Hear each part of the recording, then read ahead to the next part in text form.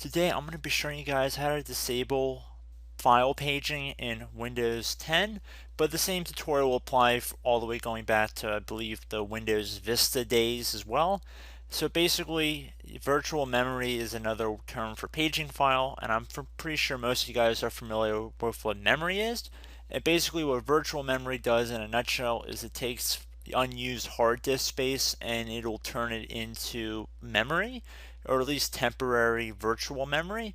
It's definitely not as good as RAM, and unless you're really running a low performance computer, I don't really know who would really need virtual memory so much. I would say getting an extra RAM stick, if applicable, would definitely be a more desirable choice.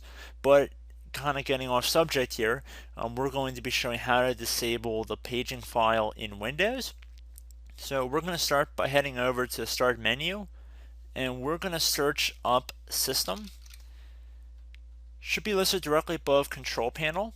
So you want to left click on that. On the left side here, left click on Advanced System Settings. Underneath System Properties and underneath the Advanced tab, you want to left click on the Settings button in the Performance area. Now that we're underneath Performance Options, left click on the Advanced tab. It should be the middle one of the three selections up top. Underneath Virtual Memory, where it says a paging file is an area on the hard disk that Windows uses as if it were RAM, left click on this Change button right here.